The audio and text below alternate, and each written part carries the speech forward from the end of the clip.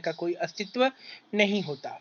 वंश को आगे बढ़ाना परिवार का प्रमुख कार्य है और दोनों एक दूसरे के पूरक के रूप में होते हैं। किसी का भी योगदान कम या अधिक नहीं होता, बल्कि कहा जाता है कि बिना पुरुष के बच्चे पैदा नहीं हो सकते और बिना स्त्री के बच्चों का पालन पोषण नहीं हो सकता। इस आधार पर जैविक और मनोवैज्ञानिक रूप से विकास करने के लिए स्त्री का होना पुरुष की तुलना में ज़्यादा महत्वपूर्ण है। आइए अब दूसरे पॉइंट के बारे में जानते हैं, जो है वैध यौन संबंध। विवाह के बाद यौन संबंध को समाज की स्वीकृति मिल जाती है। विवाह से पहले पुरुष और स्त्री यदि यौन संबंध बनाते हैं तो वे वैध नहीं माना जाता, और यदि बच्चा भी पैदा हो जाए तो वह परिवार नहीं माना जाता। स्त्री और पुरुष में दोनों में कामुकता पाई जाती है और लैंगिक विविधता के कारण दोनों एक दूसरे की यौन इच्छा की पूर्ति करते हैं। आइए तीसरे के बारे में जानते हैं, रक्त संबंध।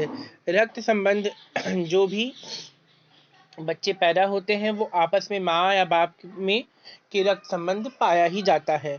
चौथा है निश्चित निवास स्थान।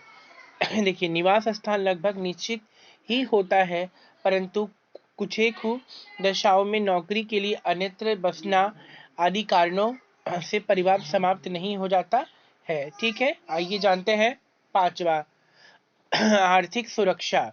परिवार में श्रम विभाजन होता है। इसी विभाजन के फलस्वरूप विभिन्न सदस्यों को कई प्रकार की जिम्मेदारियां निभानी पड़ती हैं। इसी जिम्मेदारी के आधार पर उसकी परिवार की स्थिति तय हो जाती है। पुरुष और महिला लैंगिक असमानता जन्म इसी श्रम विभाजन के फलस्वरूप होता है।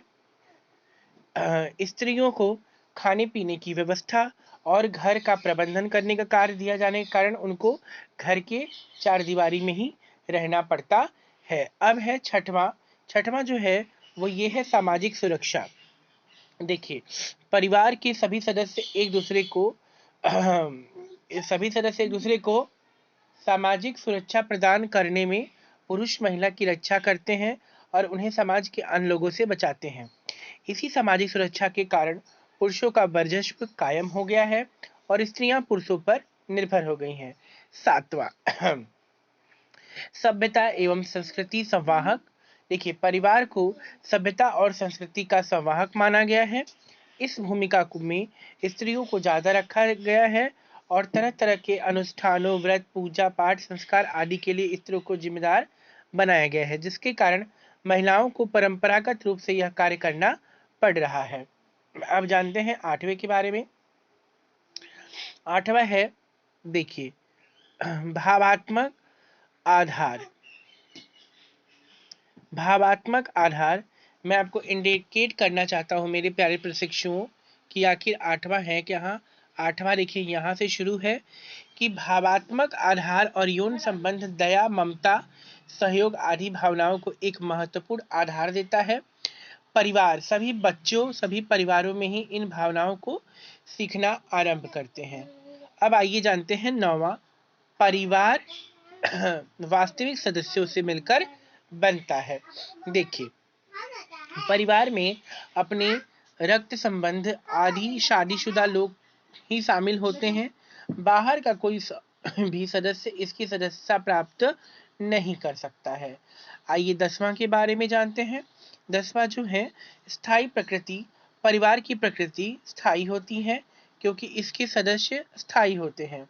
ठीक है, आज मैंने मेरे प्यारे प्रशिक्षुओं आपको परिवार की विशेषताओं के बारे में बताया है, जिसमें पति पत्नी का संबंध, वैध यौन संबंध, रक्त संबंध, निश्चित निवास स्थान, आर्थिक सुरक्षा, सामाजिक सुरक्षा, सभ्यता एवं संस्कृति का संवाहक, भावात्मक आधार और परिवार की वास्तविक सदस्यों से मिलकर बनाया जाता है और स्थायी प्रकृति। आज मैंने इन टॉपिक की चर्चा की है। आगे की वीडियो में मैं आपको परिवार के कार्य के बारे में बताऊंगा। अतः आपसे ये निवेदन है कि आप मेरी वीडियो को लाइक, सब्सक्राइब एंड शेयर जरूर कर दें। साथ में बेल का आइकन प्रेस कर दें, जिससे आगे आने वाली सूचना आपको आसानी से प्राप्त हो जाए। अंत में अपनी वाणी को विराम देते हुए मैं ये कहना चाहता हूँ, धन्यवाद।